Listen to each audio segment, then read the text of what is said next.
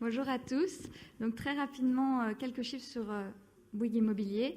Donc on travaille de manière transverse sur du logement, du bureau, du commerce, mais aussi à l'échelle de quartier, avec une démarche globale à chaque fois de pouvoir avoir une approche à la fois sur les performances environnementales, les performances énergétiques et également le confort et la qualité de l'air intérieur. Donc pourquoi en tant que maître d'ouvrage on prend en compte la qualité de l'air intérieur? Ça fait presque 5 ans maintenant qu'on travaille sur cette thématique. Déjà parce que c'est la fonction première du bâtiment, d'offrir une qualité de vie, des paramètres de confort et une qualité de l'air de bonne qualité. Après, c'est indissociable de la stratégie d'amélioration des performances énergétiques dans le bâtiment. C'est le garde-fou du confort pour avoir une bonne qualité de l'air dans des bâtiments de plus en plus performants énergétiquement. C'est aussi dans les bâtiments de bureaux, dans le tertiaire, un enjeu de performance. On parle beaucoup de l'enjeu de diminuer l'absentéisme en améliorant le confort et en améliorant la qualité de l'air, donc d'améliorer la productivité des entreprises.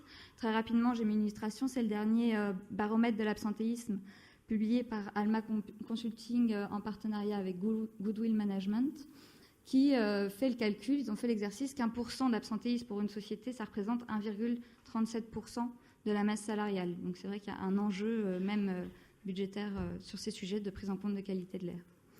Et enfin, pour éviter toutes les pathologies qui sont associées à une mauvaise qualité de l'air, que ce soit des irritations, maux de tête, toutes les pathologies, allergies ou même asthme et tous ceux dont on a parlé depuis le début de l'après-midi, également éviter le syndrome des bâtiments malsains et puis tous les coûts sanitaires qui sont associés à ces différentes pathologies. Très rapidement, parce que ça a été pas mal développé aussi, on n'a rien inventé, on a une démarche qui vise à réduire les polluants à la source en prescrivant des matériaux très performants, très peu émissifs dans l'air, A+, pour pas la majorité, tous. De travailler la ventilation pour mettre en place des débits de renouvellement d'air suffisants pour diluer aussi ce qui est apporté comme polluant en usage dans les bâtiments. Je vais détailler juste après la partie mesure, à la fois passive et en temps réel. Et enfin, il y a beaucoup de pédagogie et de sensibilisation à faire sur cette thématique parce qu'on l'a dit aussi plusieurs fois aujourd'hui, c'est un sujet assez anxiogène, encore peu connu et qui peut être mal compris. Donc le but, c'est d'être aussi d'accompagner pour que ça soit compris et que l'exploitation soit bien faite par la suite. Donc c'est important de prendre en compte la qualité de l'air à toutes les phases du projet le plus en amont possible pour que ça soit efficace. Donc en phase programmation, ça correspond à un diagnostic du site.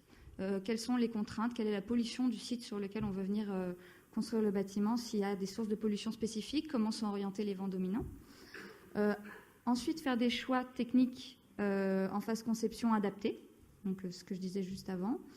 Un des points qui représente encore une réelle difficulté, et ça a aussi été évoqué, mais c'est vraiment pour nous une réalité qu'on essaye de lever en ce moment, ce frein, c'est la phase chantier. On a beau faire beaucoup de prescriptions, beaucoup d'efforts en amont. Maintenant, il faut qu'on arrive à gérer ce qui est fait sur la phase chantier, les bonnes pratiques pour avoir à la livraison des mesures qui soient réellement bonnes, qu'on ait effectivement une bonne qualité de l'air.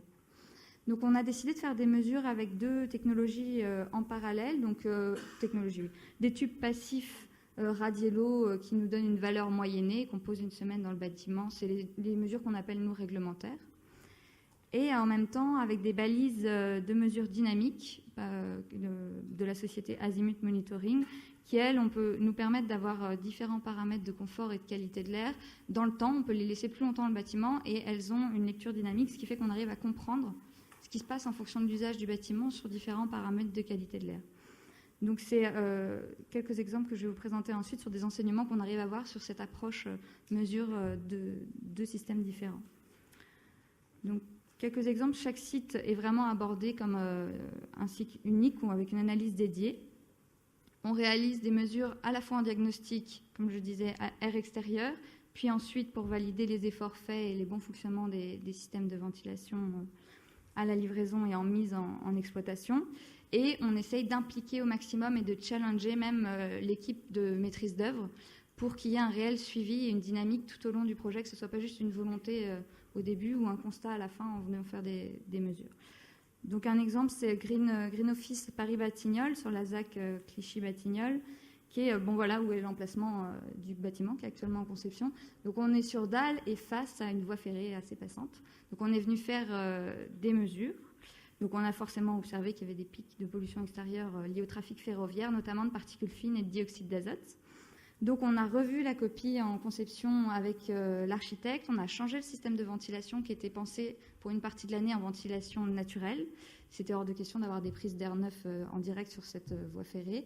Et donc on a revu avec l'architecte la façade, donc ça a fait des modifications de système de ventilation et de façade. Ça a été de longues discussions, mais on a réussi à avoir une solution technique adaptée à ce contexte urbain assez contraint finalement. Un autre exemple de bâtiment sur lequel on a beaucoup travaillé sur la mesure, c'est Green Office à Meudon. Donc Green Office, c'est nos bâtiments de bureaux à énergie positive. Donc on s'intéresse beaucoup à cela parce que, comme je disais, c'est important de regarder à la fois les performances énergétiques, mais aussi à chaque fois la qualité de l'air. Donc là, on a pu l'équiper de balises de mesure dès la livraison. Et pendant 2 ans de suivi, on a suivi dans différentes typologies d'espaces ce qui s'est passé en termes de qualité de l'air en fonction des usages, de salles de réunion, open space, espaces de convivialité. J'ai mis 2 courbes après, il me semble, sur 2 retours d'expérience que ça nous a apporté. Et un autre exemple, là, cette fois-ci en logement, à Ginkgo, c'est un de nos écoquartiers phares sur le sujet, vitrine sur le sujet de la qualité de l'air. Parce ça fait 3 phases, donc ça fait 5 ans qu'on travaille sur ce projet. D'abord sur la prescription de matériaux, ensuite sur la pédagogie et la mise à disposition de balises de mesure aux occupants, pour un peu tester le discours et voir comment ça se passait en occupation, parce que dans le logement, même une activité de cuisine, ça peut, si on n'aère pas, avoir des effets importants sur la qualité de l'air. Et du coup, on est maintenant dans une phase où on a mis un AMO spécialisé. Medieco travaille sur de l'eau très en amont avec les équipes de maîtrise d'œuvre sur de nouveaux projets. Voilà. Donc, quelques exemples des enseignements. Donc, la mesure en temps réel, c'est une mine d'informations. Là, on est dans du bureau, dans une salle de réunion. On se rend compte très rapidement, et c'est très logique, que la présence, donc le taux de CO2 augmente de manière proportionnelle avec les COV totaux et légers. Et il y a un phénomène, l'ouverture de la fenêtre, donc là qui n'a pas été menée assez longtemps, permet de faire chuter, de diluer les polluants intérieurs. On l'a observé dans le logement, là ça a été refermé trop vite, la fenêtre, on voit que la courbe poursuit son augmentation. Mais dans le logement, on l'a remarqué, d'autres exemples, que ça repartait de plus bas et que ça permettait réellement d'améliorer la qualité de l'air. Un autre exemple, on a voulu valider le bon fonctionnement de la ventilation dans les bâtiments de bureau qui est coupé la nuit et le week-end pour des raisons de performance énergétique. Et donc là, ce qu'on voit, c'est quand la courbe est haute, c'est la nuit, donc il n'y a plus de ventilation. Donc là, on regarde les COV légers, dont le formaldéhyde fait partie. Et la ventilation est rallumée suffisamment tôt le matin pour que quand les collaborateurs arrivent en journée, les concentrations soient redevenues suffisamment basses pour leur fournir une bonne qualité de l'air. Et le week-end, n'en parlons pas, ça fait double effet, vu que la ventilation est remise en route que 2 jours après. Un autre exemple, là on est sur Green Office Meudon dont je parlais tout à l'heure, il y a eu un petit problème d'arrêt de ventilation dans une salle de réunion donc, qui a servi à une sonde CO2, donc la ventilation augmente plus il y a de CO2, donc ça marche assez bien. Ma ligne ne devrait pas être là, on vise les 100 ppm pour des conditions de confort.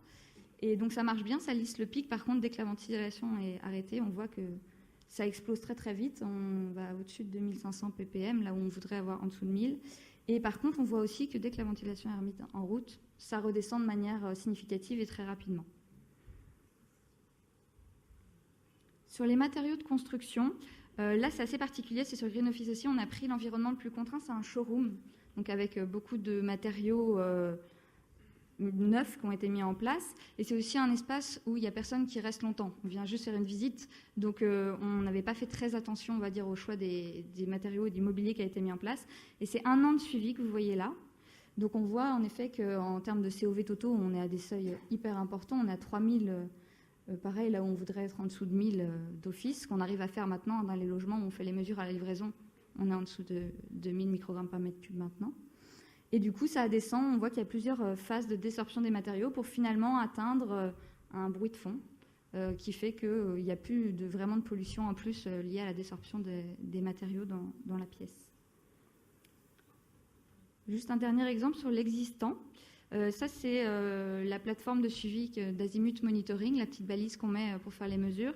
C'est une agence à nous qu'on a rénovée parce qu'il y avait vraiment, elle était très inconfortable. Et donc, on voit le avant, où finalement, là, on est sur les COV légers, dont le formaldéhyde fait partie. Les résultats étaient pas très bons. Après, on a la phase travaux au milieu. Donc là, on est venu tout chambouler. Il n'y avait plus d'occupation. Donc, on voit aussi clairement qu'il y a eu beaucoup d'émissions et la ventilation a été coupée. Et puis là, il y a la remise en route de la ventilation. Et donc, on a pu valider que ce choix de ventilation était bien pour la qualité de l'air intérieur, et puis informer les collaborateurs qui réinvestissaient les bureaux qu'il y avait vraiment une amélioration avant les travaux et après.